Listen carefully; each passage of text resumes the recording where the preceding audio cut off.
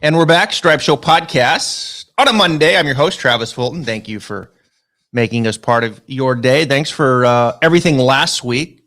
Nice week in the numbers, Stripe Show Pod. We appreciate. Remember, go out there, subscribe, leave a comment and a rankings. Those go a long ways. We'll be moving into the new studio in a couple weeks here in Ponte Vedra Beach, Florida. But in the meantime, we have a lot of stuff to talk about. My goodness, a weekend filled of rich content, playing golf. There were comments, storylines. So I had to bring in the man for all the heavy lifting, Will Haskett, PGA Tour Sirius XM Radio, and he happened to be calling Hoagy and Cantlay down the stretch. If you're listening on the radio, Will, great job as always. Thank you for being here.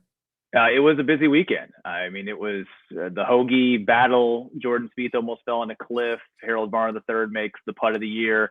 Leona Maguire wins on the LPGA Tour. Yeah. I mean, that's a rising star. I mean, she's got an incredible game, and what she's done from being a world-class amateur to now being an LPGA champion, first ever from Ireland to do so on the LPGA.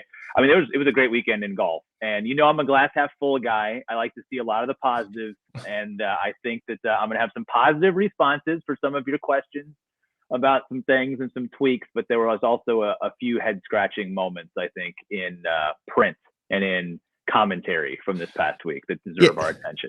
Yeah, we're going to get to that, and I'm probably going to go that the glass is probably a little empty, so this will be good. This will be a spirited Stripe Show podcast today. Hoagy, Cantlay, you were calling that group. You mentioned Spieth. Let's start with Spieth. To me, I made the comment earlier in the week that this is as good as I've seen him swing it. It really is. He's got this kind of funky rehearsal going, but he clearly, to me, when you watch him, he's more deliberate in his backswing. He's turning his right hip way better now. The club looks cleaner at the top. He looks confident. This little fade off the tee, which is going a long ways, by the way. He's hitting a power fade, and then he's still able to work the ball both ways, right to left, left to right with his iron. He looks comfortable to me. I think he's in a better spot right now this year than he was with what we saw last year, which was big improvement from the years past. What do you say? Yeah, I agree with that. I mean, his ball striking numbers were really good. His ball striking numbers were good all week. We only had shot length obviously on one of the three golf courses, but we had a lot of him early in the week when we had visuals on him, and he was hitting a bunch of greens over at Monterey and at Spyglass, and the putter really wasn't behaving until he got to Pebble on Saturday and Sunday, and then now all of a sudden he was able to run things down. And I know that it was going to be like one of the biggest 36-hole comebacks in the history of golf. Seamus Power had a lot to do with that because he was 16 under par through 2 days and then backed the truck up from that point forward. But yeah, you're right. The ball striking looked great, and I will yield to your expertise when it comes to the golf swing, because watching him with the takeaway and everything, it looks like he's doing things, Travis, that are technical. But to me, what it it looked like it just freed him up to swing the golf club the way that I've always sort of said, and I think I said it on this podcast before, is I feel like Jordan Spieth is one of those guys that certainly has to work with Cameron and get technical and do the things he needs to do to shorten things up. But he's a guy who relies so much on feel and emotion and adrenaline. And I just wanted him to go out and feel golf shots. But I sort of feel like what he's doing technically is, all right, make sure I set myself up in this position and then go hit golf shots. Think about what Michael Greller told him on 16, when he harkens back to the hole out from the year before and says, let's just do what we did last year. Yeah. I mean, that's not hey, let's worry about technical. That's, look, you're going to sling it in here. Let's hit this big old hook in here, right to left with some hook spin on it and see if we can get it close to the hole. And, you know, he ends up executing a pretty good shot there. Didn't make the birdie, but it was still, you know, one of those sort of moments where it's like, oh, this is it. Like, let's get Jordan back to feeling golf shots. And I don't know if technically what we're sort of seeing in that little, I mean, it's a full swing rehearsal. I mean, he's taking it all the way back on all the full swing clubs. I don't know if that's just freeing him to be the feel player that I think he always has been. I just think he's further along. I think they struggled in trying for really a couple years, better part of 2.5, 3 years. They tried to, you know, get his backswing better, and the stuff that they were doing just wasn't translating. He was thinking, but not getting the result. Then they reverse engineered and they just said, all right, forget about that. Let's just go to impact and hit a fade. Yeah. That kind of got him going, and the club looked, you know, let's face it, awful at the top. It was way laid off, but he was getting back to impact, and he was going, and he was building confidence. So you have to go with that. You know, it's kind of a bumpy, it could be a little scary proposition, but you just have to go with it because the player's being more instinctive. Now in the offseason, they come back. You can see the club looks better at the top, and he's still instinctive, and he's got this rehearsal going that is working. I mean, it's you can see him turning his hip better. You can see the club, getting a little bit more stacked up, and I would probably bet it feels more across the line to him. And then from there, he's still able to hit a shot. So they've got the right stuff going, and now they just have to kind of keep going down this path. It does look like he's thinking. I thought early in the week, I sent Aaron Omerhoser a text. I said, man, it still looks like he's thinking a ton. And he says, he's trying to let it go. I think he's further along than what it's implying. Yeah. And I think that really is the case. So it's good to see. What's really fascinating, and of course, Hoagy and Spieth have known each other for a long time. But you look at Tom Hoagy. This is a guy that 203 starts now, gets his first win. His golf swing, speaking of golf swings, is very unusual. I mean, it's a very unusual swing. The way he turns his right hip is exactly probably what Spieth is trying to do. And he kind of dips. Like, you don't see many players on tour when they go back, they go down. They're all in today's game, they're all going up. And he kind of goes down. So it's really an interesting move. And really, as I was putting my notes together this morning, Will, last Sunday was about two guys that were able to be more comfortable late on a Sunday. Tom Hoagy, 32 years of age, gets his first win. Harold Varner III over in Saudi Arabia, 31 years of age. It's not a PGA Tour win.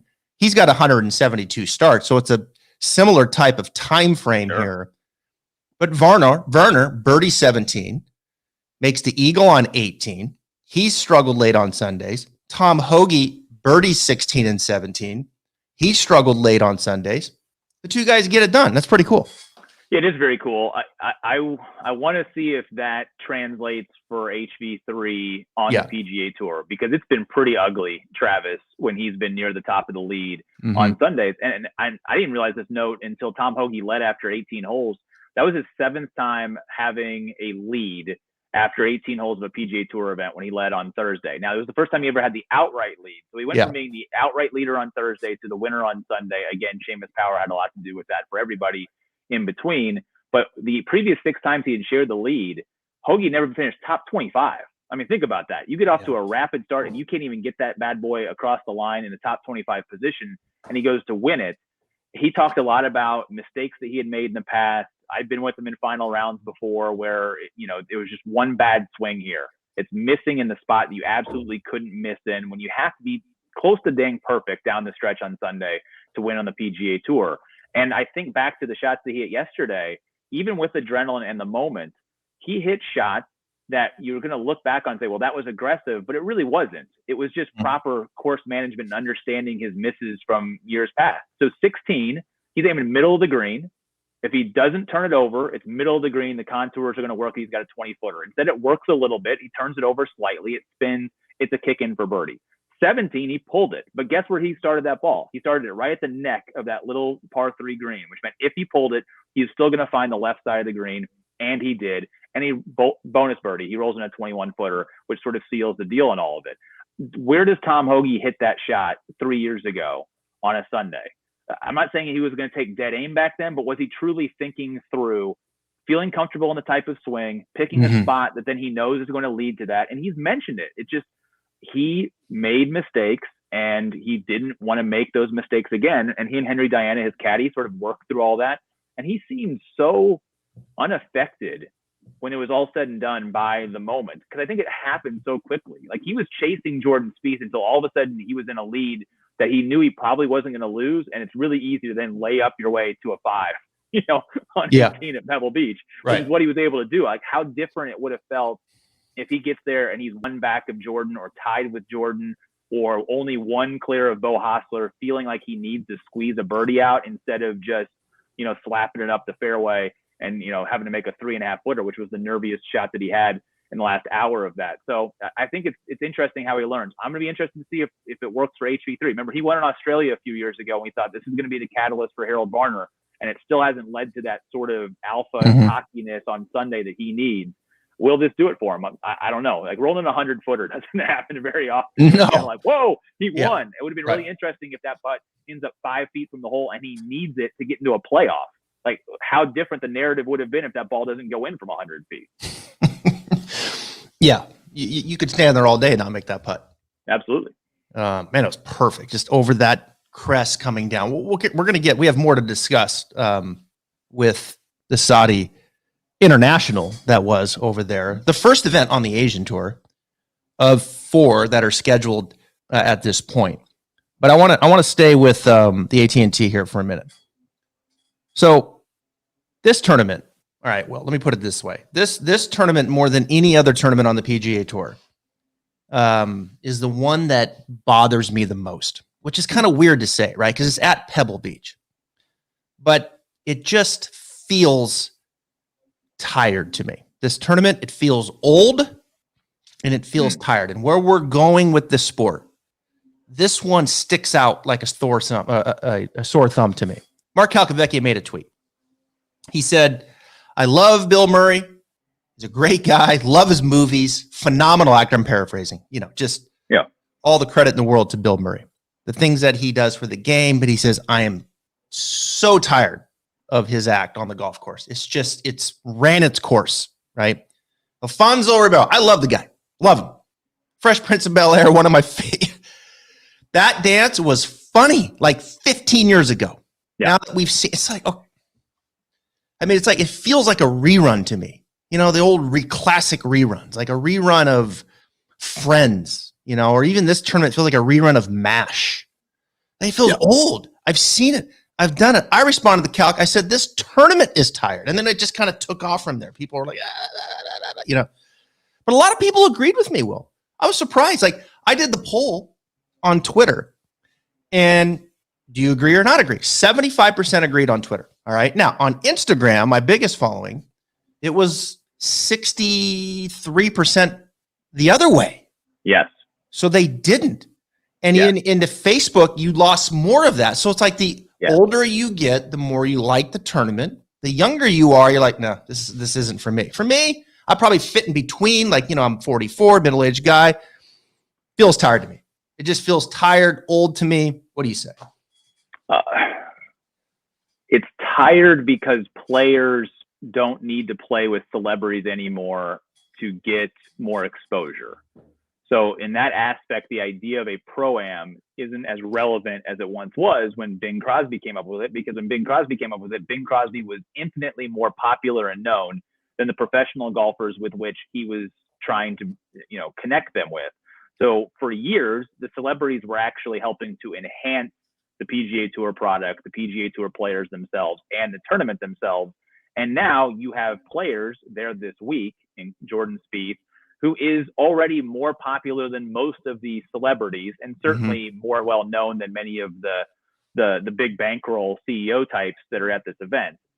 If we just removed Bill Murray from this, and it was Josh Allen, and it was the rappers that were there, Schoolboy Q and Macklemore, and some of these guys, and we sort of shifted to a younger demo from a golf standpoint, I can see it having a bit more of a thing. But here's the thing, Travis. Last year, I haven't seen the numbers yet this year. Last year, Saturday at Pebble Beach registered as the highest non-major weekend Saturday telecast of the entire year on the PGA Tour. Yeah. So your Instagram followers are tuning in to watch Saturday CBS at Pebble more than they're going to be tuning in to watch Saturday on CBS from Wells Fargo or Saturday on CBS from even this week at WM. So it still has marketing and drive appeal to people that are out there, and it's different. And so if we're going to play 48 tournaments a year, it's going to be different. Now, if you want to say, are we wasting a venue like Pebble? Because Pebble in and of itself sort of sells itself. It's why people are tuning in to watch the Tournament of Champions every year, because we want to see the whales breaching or frozen in most of the country, and it just has that sort of natural homecoming to us that we get to see. And so would this tournament have the same resonating if it was a regular sort of tour stop and the same sort of celebrities? Maybe not. I mean, Pebble in itself is probably the biggest celebrity in this. I don't think it's broken. I do think you could qualify it as a little bit tired.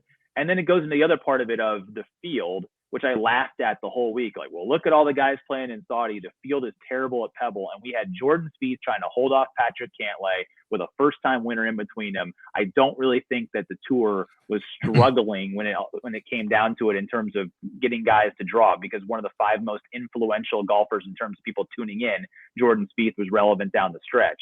So I think a lot of it's much ado about nothing. I think some things violate our own individual sensitivities. And then because of that, we think that the whole thing is broken. I don't think it's broken. I think it could be tweaked. I think it could be better, but I think it still won the day. And I'll be really curious to see if the ratings numbers validate that. Yeah, no, I don't think it's broken. I think it's tired.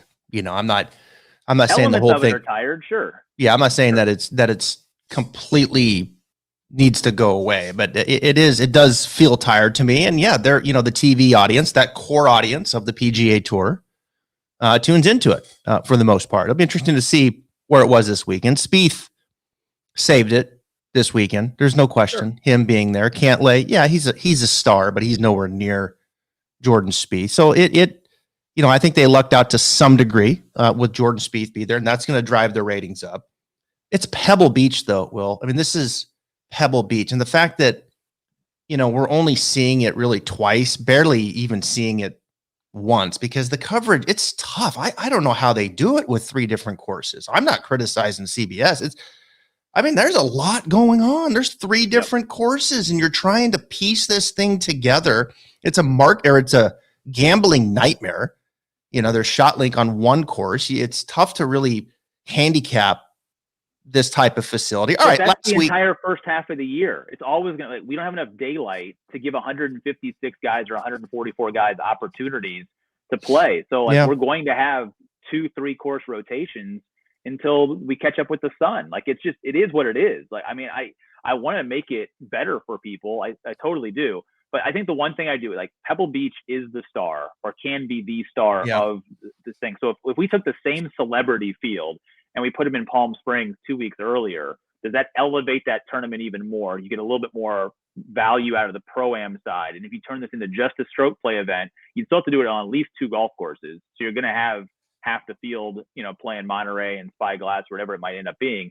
Would that change? I don't know. I think you're going to lose a little audience on Saturday because people are accustomed to tuning in and watching Bill Murray and whoever else is out there, doing silly things, because like it or not, a lot of people who are paying our salaries aren't watching day in and day out and carrying 48 weeks out of the year. They're tuning into the few times when they know what they're going to expect, and they expect that right now from this tournament at Pebble, and that may end up aging itself out totally. Yeah, well, I think it's going to age itself out. I think as that audience that is watching that is not there in the next 10 years. And that was my thing, is okay, I think this is the one in the next 5 to 10 years that has to be looked at. But what if the other athletes take ownership of it? Tom Brady is now retired. What if Tom Brady and Peyton Manning become annual participants at this? Well, where was Peyton Manning this year? Well, I don't know if it times out because of where we are in the football schedule or anything like that. It used to be that you get this after the Super Bowl, and then all of a sudden you get all these guys and they're in their sort of off season. And I don't know how that sort of changes things. But if we get other people and it sort of becomes the sports world descends on Pebble, and it's the combination of all of these sort of stars. Canelo Alvarez was, how many people from Mexico or Mexican Americans tuned in because they wanted to see Canelo Alvarez? I don't know what that value is. You and I are talking about it as diehard golf watchers. Yeah. I don't know how many people wanted to see Canelo teeing it up in this tournament. Maybe there were tens of thousands of people who were interested in seeing him swing it on 17, and that has value that maybe we can't register. So, I think there's still potential in it to sort of make it this is golf's moment of combining with all of the other sports, and you bring these athletes together to play with one another. Yeah, but you're doing a tournament at Pebble Beach, right? And that golf course on Sunday was spectacular. Awesome. You have one of the best golf courses in the world. Why aren't we playing it 4 days? It'd be like, hey, let's play the Players Championship, and here's what we're going to do. We're going to play the Valley, and then we're going to go across the street and play Sawgrass Country Club too. They're great courses. Phenomenal. Beautiful. See the ocean. Right? And it's why would you do that? We have TPC, you have Pebble Beach. It's Pebble Beach. It's right there with the Augusta. Like what? I mean, It's a I don't very know. fair point. I deserve. I feel like, and I sent a text to Aaron Olmoser. I was like, man, Pebble deserves better than this. Like, I get it. Like, you're making good points. I tend to agree with a lot of them, but it's like Pebble deserves better than this. Like, there's nobody there. Spieth saved him. The field just continues to get worse because they don't want to play with the celebrities. They don't want to play over 3 courses. They don't want to play 6-hour rounds. Like, that's why. All right. So what happens is like, okay, Torrey Pines now is elevated. Riviera is elevated. It's Pebble Beach. The only time we get to see Pebble Beach for 4 rounds is the U.S. Open. And it's awesome. And it yields great champions. And it was awesome on Sunday. And I'm like, God, really? I don't disagree with you. I don't. I mean, I understand that the modern professional golfer too is dictating this sort of decline in participation. Like, it's just the system itself has changed. And you're right. I don't disagree with that. But I don't think we've aged out of it. I think that we can say that Spieth saved it, but guess what? There's going to be 1 or 2 stars there every year, and those stars in a weaker field are going to rise to the top. We've sort of seen that. Like, we knew that we were going to get Spieth and Cantlay probably near the top of the board because that's just kind of how it works out. They didn't have competition around them to sort of to valley to the top. So it's like, I don't think it's aged out yet. I do think we should look for ways to sort of strengthen it. But as your sort of social media polling showed, we haven't reached. I don't think we've reached that point yet. No, I don't think we have. I don't think it's broken. I just think in the next 5 years, there's going to have to be something there. Now, there has been stars that have saved it. We've seen it. Yeah, for sure. But, Ted Potter Jr. wins here. Yeah, DA points. Good guys. Don't get me wrong. Good guys. 300-1 shots. Yeah. That's weather too. Von Taylor. Pebble will throw weather at you, and then all of a sudden you get it's anybody's game. Like this week, it was perfect, and so you had.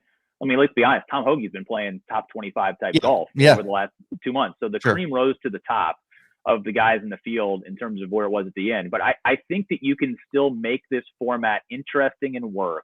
It's just going to take new blood. I mean, Clint Eastwood's not going to be around 15 years from now to sort of drive this. So it's going to be a new generation of celebrity, I think, combining with a new generation of golfer to figure out what this tournament looks like. And I think it can be fresh. But I think the format will still work. I do. I really do. I think you made a good point, and I want to move on here to Saudi, but I think Pebble's the star clearly now because the field has depleted. Not anymore. Thanks to Saudi. It's going to get better in the next couple of years. They got to play it now. Here we go. All right, let's move it.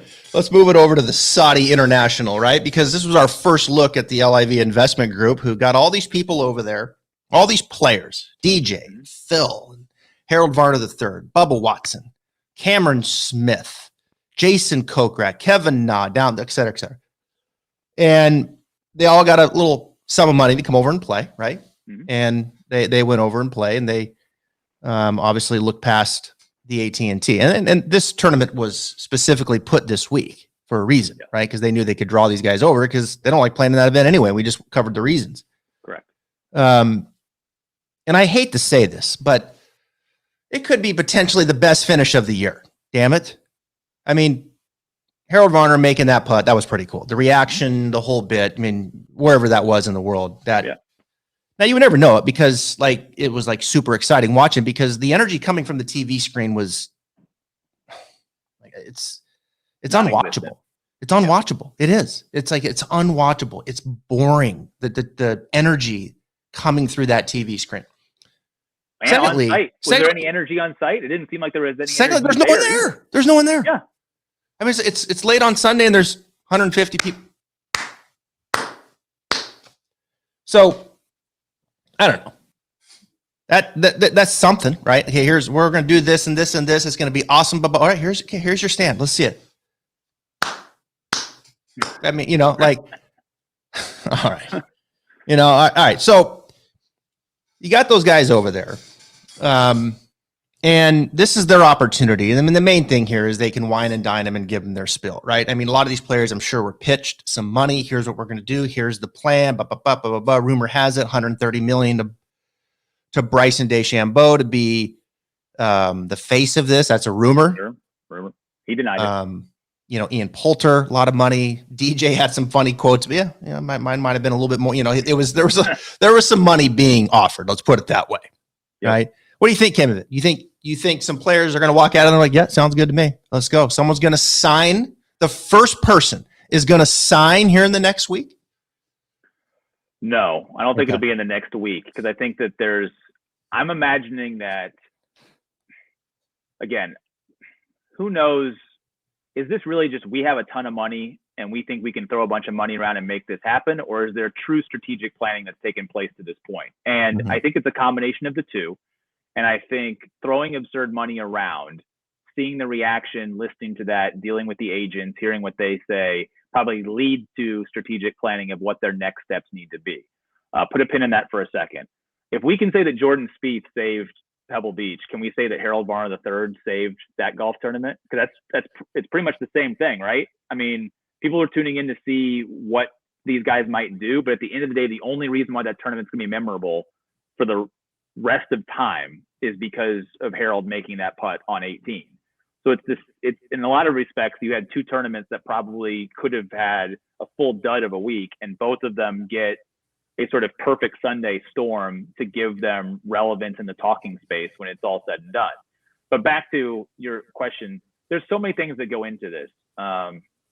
What are they going to be allowed to play afterwards? It's the Ian Poulter reporting out there is that he's going to have to give up the right to be a Ryder Cup captain or have any involvement with the Ryder Cup moving forward if he takes that money. Now, if Ian Poulter is looking at that sum of money, it's probably a bigger chunk of change than he can realistically make on the golf course at this stage of his career moving forward. Correct? So it's like, I understand the value, but the biggest thing is, where is your place in the world of golf beyond just that money? And in Poulter's case, this is the end of career opportunity to get really fat and healthy. For a younger guy, it is, okay, I'm going to get really fat and healthy for the rest of my career, but where does it leave me for playing majors? Now that it's part of the Asian Tour, you're going to get world golf ranking points. It was 50 points to HV3, I think, for winning this past week, compared to 37 for Tom Hoagy winning it. But that's a one-off event, and it really depends on how many of these guys you can bring along to allow these tournaments to be relevant enough to where a guy like that's going to actually be able to accrue enough points to play in things. And I actually posed this question on Twitter last week, Travis, is that you had some guys in that field that could have won that golf tournament, and you would have been like, who? Like, how'd this guy win? If you're really going to appease the 20 or 30 guys you have to throw a ton of money at, do you sacrifice the potential full body strength of field to make sure that those guys are winning every week? Or do you risk the chance of paying a bunch of these guys and then having up and coming players on the Asian Tour winning 60%, 70% of the tournament, and diluting this idea that you've created this super league of golfers? It's a really interesting conundrum to be in, because if you're there paying this amount of money to market that you're going to have DJ and Bryson and whoever else battling it out down the stretch, and instead you get a 22-year-old from Sri Lanka who's a really good player, playing really well, like, what does that do to your product? Because the PGA Tour can run into that problem from time to time, where a Tom Hoagy beats a Jordan Spieth. But right now, the 50th best player in the AT&T field is way better than the 50th best player in the Saudi international field. Very true. Do you keep that field diluted, or do you have to strengthen it to appease these guys that you're paying? This is where the strategic planning still has to sort of line up, and I don't know where they are in that right now. Yeah. Well, I mean, let's face it. I mean, the number one agenda here is sports washing, right? Of what's happened over in Saudi Arabia, and the word that keeps being thrown around here is leverage, right? That's the word that players now, these higher profile players like a Phil Mickelson, who's had a lot to say now and has had a lot to say in the last really handful of years on a number of issues. But it's the leverage aspect now that the players, higher profile players, have for the very first time, because there is a competitor in the room that has a lot of money. And that's, without the money, there is no competitor. They have the money. They're spending some money to, as they did this last week, to draw people over. So it's a real threat. And the PGA Tour has already stepped up to the plate and has started to change some things, which I think, as I've said many times in the podcast, competition is a good thing generally. It's going to make you look at your business structure, and it's going to make you think differently. And I think the Tour has, and I think they have made some adjustments, starting with padding some of the higher profile players.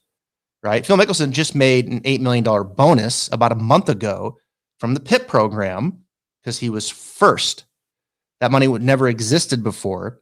And he's since pocketed it. But he also signed the back of a check to go over to Saudi Arabia as he did. And he was one of the first to do that a couple years ago. And that's his right. But what's going to come down to that if they elect to go down that path, to your point. But with leverage, to me, Will, comes, responsibility, right? Like, okay, so how are you going to handle this leverage now? And Phil, how much are you going to value your legacy here at the age of 51?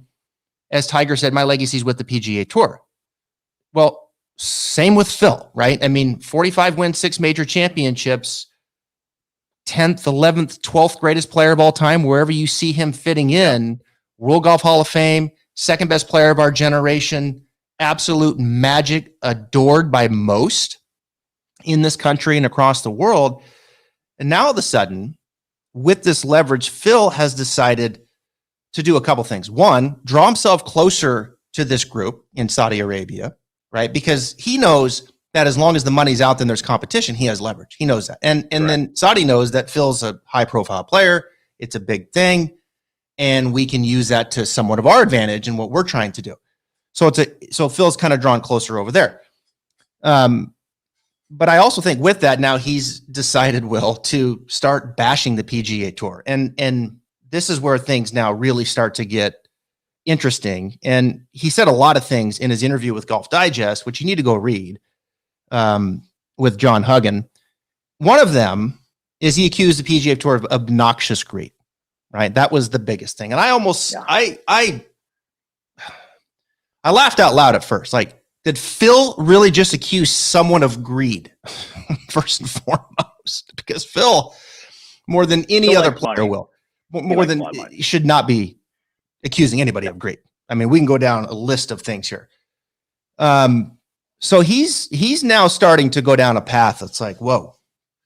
Is this really where Phil wants to go in the way that he wants to take the responsibility of handling this leverage?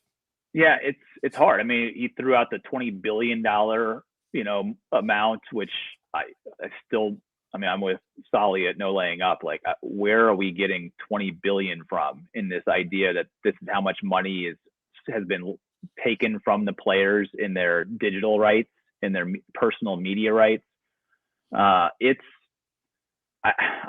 Travis, I really don't even know where to begin on it all. I mean, 55% of tour revenue goes back into the purses that pay the players.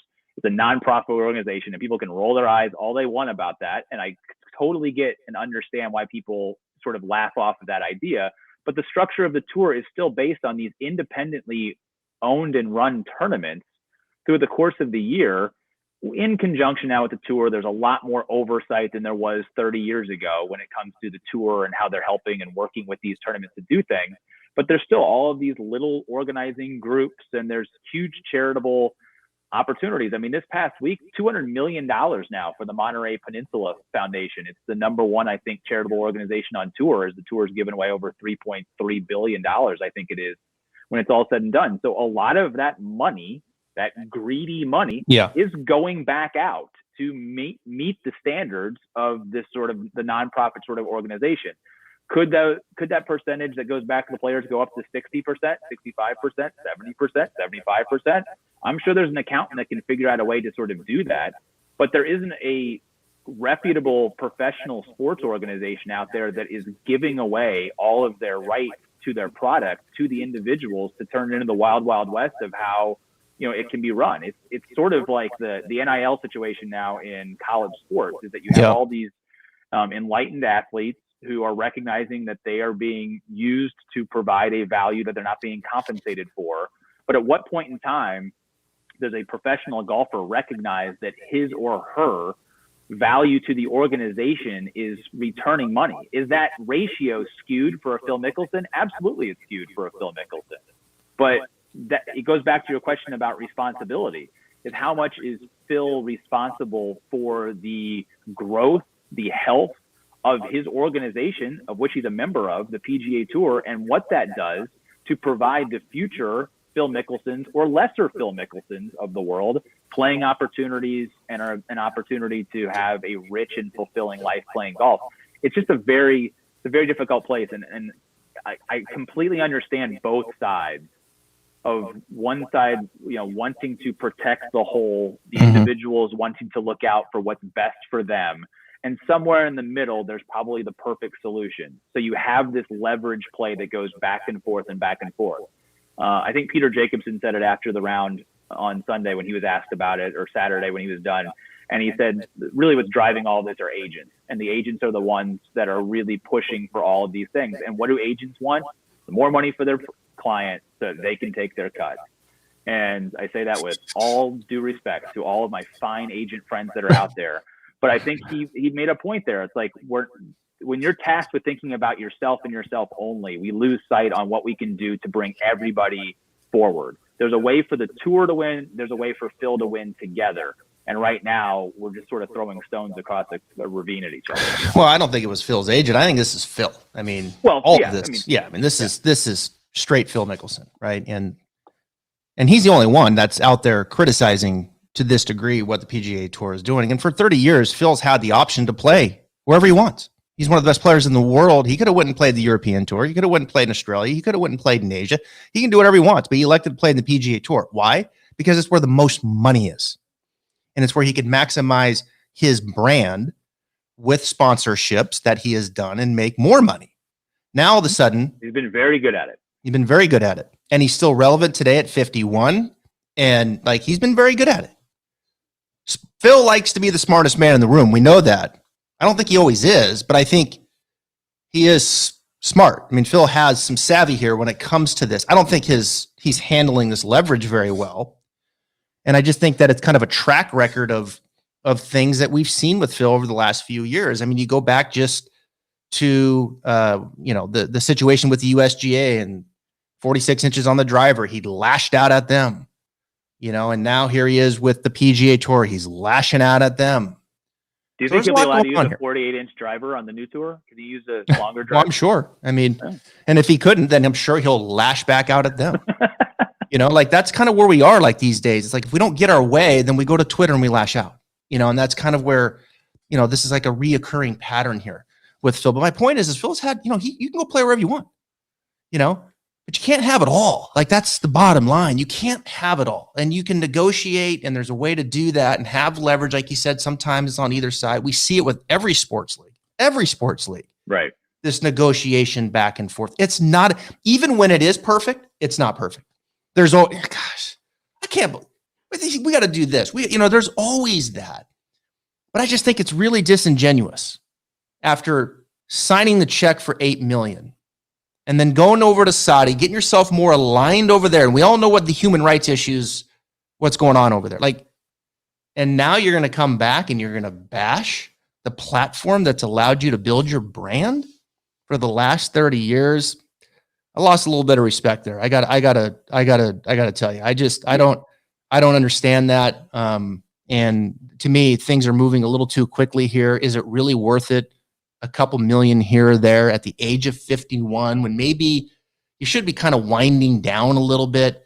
But for Phil, I think the ego right now is so big. He doesn't want to wind down. He wants to be relevant, and he wants to be the smartest man in the room, and he wants to be the headline.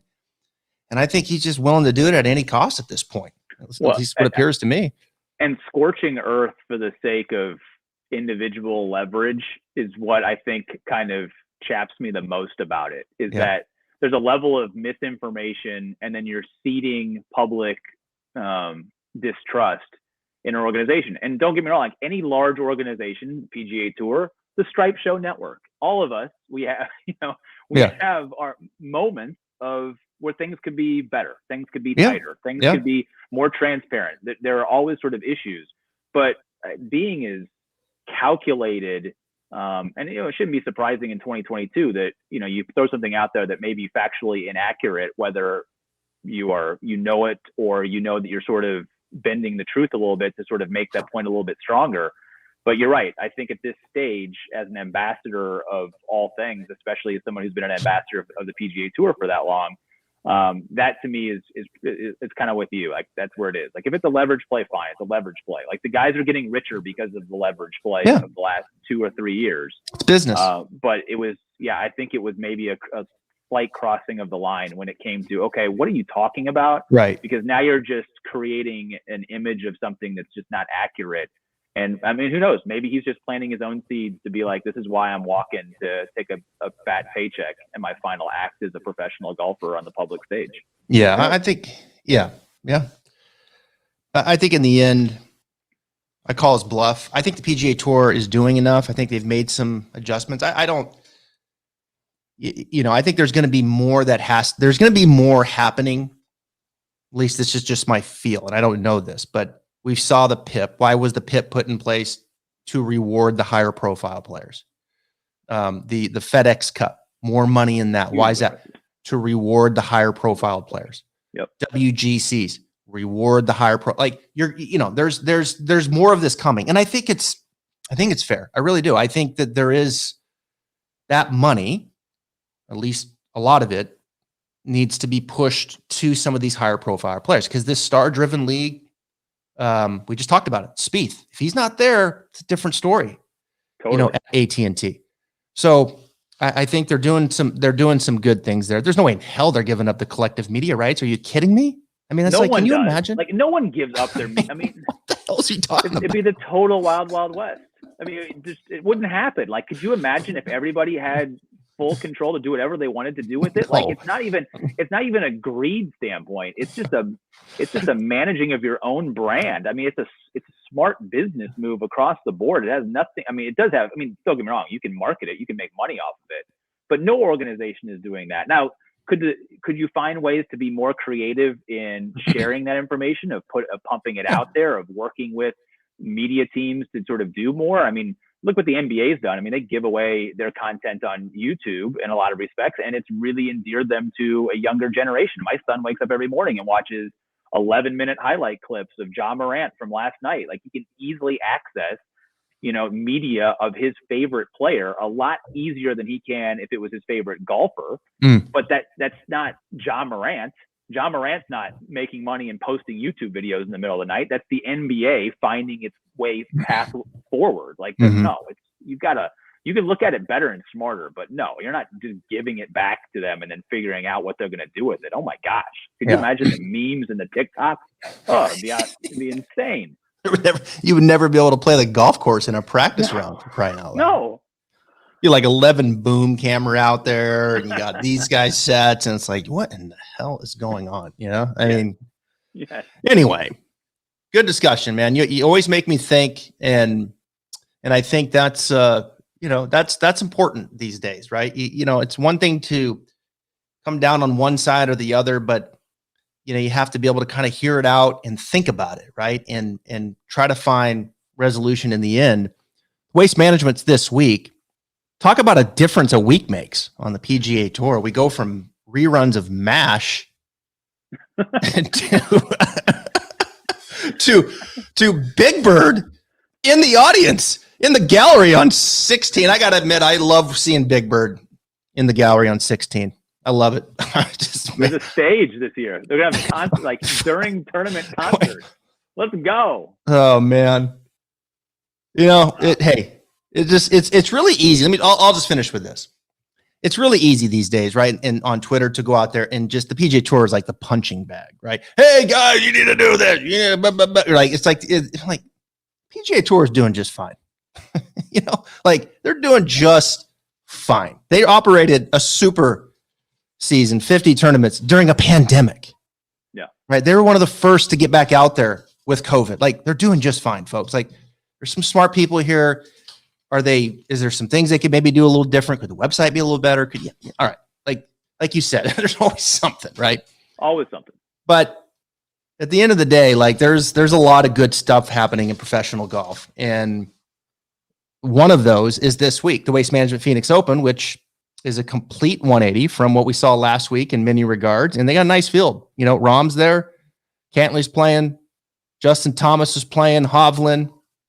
Tom Hoagy is going to be there. Taylor Gooch, defending champion. Brooks Koepka. Sammy Burns. Spieth. Matsuyama. Right? I mean, this is going to be a good field. Phil is not playing. So there's that. But Waste Management, Phoenix Open, always fun. Weather, is going to be perfect. It's one of my favorite places, Scottsdale, Arizona. And this man is going to be in the number one seat on Sirius XM radio. And Will, I've heard you do it before, and I tweeted right after. I was like, you're great at it. You really are. And I just won't smoke up your ass. Like I genuinely mean it. So hopefully you got more of these coming because you deserve to be in that number one seat more. I appreciate that. Yeah, it's gonna be a raucous one. Can't wait to bring the action to everybody. And to your point, you look at it last week, celebrities, big courses, all the hullabaloo that comes with that. This week, you get all the hullabaloo that comes with the fans and the party. And then next week, you go to Riviera, where it's a little calmer, quiet, great venue, great field, and you get to see sort of, I would guess, the standard run-of-the-mill, high-level sort of golf tournament. So, yeah, if you're tuning in every week to see the exact type of golf tournament that you want to see, it's not going to happen. Yeah. But, I mean, you're talking about touching them all in a 3-week span on the PGA Tour. And you go back to Torrey, if you want just carnage, if you want guys just bludgeoning it out of 4 inches worth of rough and breaking wrists and having to, murder the ball over the place just to try and find a way to make par, then you got that too. So I love this stretch of golf because there's a little bit of something for everybody. And looking forward to bringing it to the masses where there's no leverage play here. I want everybody in. Everybody come on in and listen. We'll give you everything you want. We will provide you with. And then you come over my way here to the East Coast in Florida. And then you just start getting beat up with some of these courses over here. You put a little wind on it and you just start getting your head Honda, beat. Baby. Honda. Let's go Honda. Bay Hill's played tough a couple times the last and then the stadium course can they let them have it a couple times and then they firm it up usually by the weekend. But hey, we're in it, man. Like what are we, like 55 days from the Masters or something? I mean, we are. Geez, man, it's not far at all. All right, man, I'm gonna let you go. I know you got to prep. Will Haskett at Will Haskett on Twitter. Follow him. Listen this week, PGA Tour Sirius XM Radio. He'll be hosting the Waste Management Phoenix Open. Stripe Show Pod, you're the man. Thanks, Will.